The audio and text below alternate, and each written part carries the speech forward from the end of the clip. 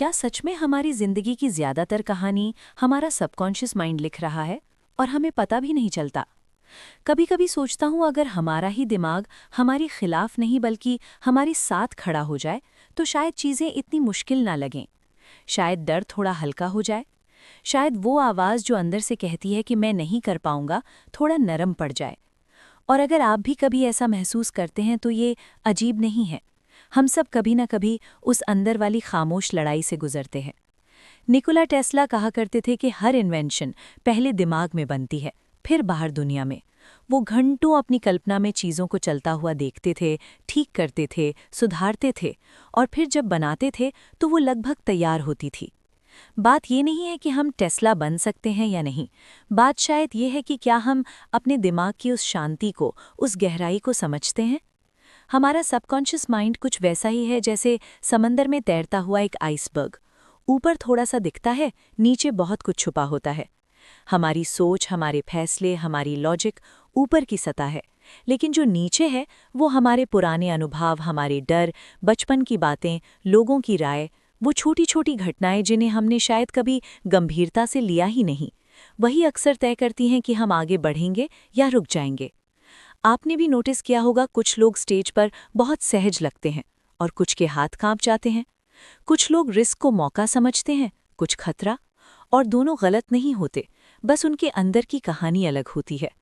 बचपन में सुनी बातें अक्सर चुपचाप हमारे अंदर घर बना लेती हैं। पैसा कमाना मुश्किल है, लोग क्या कहेंगे, गलती मत करना। हो सकता है उस वक्त बड़े हमें बचाना चाहते हों, उन्हें वही सही लगा हो, लेकिन वो शब्द कहीं अंदर रिकॉर्ड हो जाते हैं और फिर बड़े होकर हमें लगता है कि ये हमारी अपनी सोच है, जबकि शायद वो पुरानी रिकॉर्डिंग चल रही होती है। मान लीजिए दो बच्चे हैं। एक ने सुना कि कोशिश करते रहो, रास्ते बन जाते हैं। दूसरे ने सुना कि दुनिया आसान नहीं है, संभल कर चलो। दोनों बड़े होकर अपने अपने तरीके से फैसले लेते हैं। पहला भी डरता है लेकिन कदम बढ़ाता है। दूसरा भी सपने देखता है लेकिन कदम रोक लेता है। दोनों गलत नहीं, बस उनके अंदर की कहानी अलग है। और अक्सर हमें लगता है कि हमने सोच समझकर फैसला लिया है, लेकिन हो सकता है अंदर की कोई पुरानी परत पहले ही फैसला कर चुकी हो। इसका मतलब ये नहीं कि हम फंसे हुए हैं। शायद इसका मतलब ये है कि हमें खुद को थोड़ा और समझने की ज़रूरत है। जागरूकता, धीरे धीरे, बिना खुद को दोष दिए। अगर कभी आपके मन में आता है कि मैं ये नहीं कर सकता, मैं उस लायक नहीं हूँ, तो खुद से पूछना, ये बात आई कहाँ से, किस पल में ये विश्वास बना, और क्या वो आज भी सच है। एक छोटा सा तरीका है, जब भी कोई नेगेटिव थॉट आए उसे लिख लीजिए, बस लिखिए, और धीरे से पूछिए क्यों। हो सकता है आपको एहसास हो कि डर का आधार उतना मजबूत नहीं था जितना लगा। जब हम अपने इमोशंस को शब्द देते हैं तो वो थोड़ा हल्के हो जाते हैं, धुन साफ होने लगती है और पैटर्न दिखने लगते हैं। और जिस दिन पैटर्न दिख जाए उस दिन बदलाव की शुरुआत हो जाती है। आज की दुनिया में एक और चीज़ है जो हमें क्वाइटली इन्फ्लुएंस करती है, डोपामीन। जल्दी खुशी, जल्दी distraction, scrolling, videos, instant entertainment. और इसमें कुछ गलत नहीं है, उस वक्त अच्छा लगता है, शायद उस वक्त वही सही लगता है। लेकिन जब दिमाग हर समय जल्दी प्लेजर का आदी हो जाता है तो गहरी मेहनत थोड़ी भारी लगने लगती है। सीखना, बैठकर सोचना, धीरे धीरे आगे बढ़ना शुरुआत में बोरिंग सा लगता है, लेकिन वही चीज़ें लंबे समय में सुकून देती हैं। अगर हम थोड़ा बैलेंस बना लें, थोड़ा स्पेस दे दें अपने दिमाग को, तो शायद वो खुद भी शांत होने लगे। माइंडफुलनेस भी कुछ ऐसा ही है, रुकना, महसूस करना। अगर गुस्सा आया तो बस कहना, हाँ अभी गुस्सा है। खुद को डांटना नहीं, बस नोटिस करना। जब हम कुछ मिनट सांसों पर ध्यान देते हैं तो हम अपने दिमाग को सिखा रहे होते हैं कि हर बात पर तुरंत रिएक्ट करना ज़रूरी नहीं। शुरुआत में मुश्किल लगेगा, ध्यान भटकेगा, लेकिन वो भी ठीक है।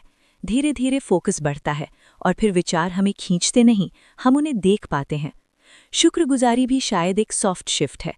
अगर हम हर समय कमी पर फोकस करें तो दुनिया वैसी ही दिखेगी, लेकिन अगर हम दिन में 3 छोटी चीज़ें भी नोटिस कर लें, खाना मिला, किसी ने मुस्कुराकर बात की, शरीर साथ दे रहा है, तो मूड हल्का सा बदल जाता है। और जब मूड बदलता है, फैसले भी बदलते हैं। विजुअलाइजेशन भी कुछ लोगों के लिए काम करता है। अपने लक्ष्य को इमेजिन करना, महसूस करना जैसे वो हो चुका है। इससे दिमाग उसे अजनबी नहीं समझता, उसे पॉसिबल मानने लगता है। अगर आप लिखकर कनेक्ट करते हैं तो लिखिए, अगर सुनकर तो रिकॉर्ड करके सुनिए। अगर तस्वीरों से तो इमेजिन कीजिए। कोई एक तरीका सबके लिए नहीं होता। एफर्मेशन या मिरर वर्क भी कभी-कभी मदद करता है। आईने में देखकर खुद से धीरे से कहना कि मैं सीख रहा हूँ, मैं बदल सकता हूँ। शुरुआत में अजीब लगेगा, लेकिन धीरे धीरे ये शब्द अंदर उतरने लगते हैं। सबसे ज़रूरी बात शायद ये है कि खुद को जज मत कीजिए। अगर अब तक आपने खुद पर काम नहीं किया तो भी ठीक है। उस वक्त शायद आप सर्वाइवल मोड में थे। उस वक्त जो सही लगा वही किया।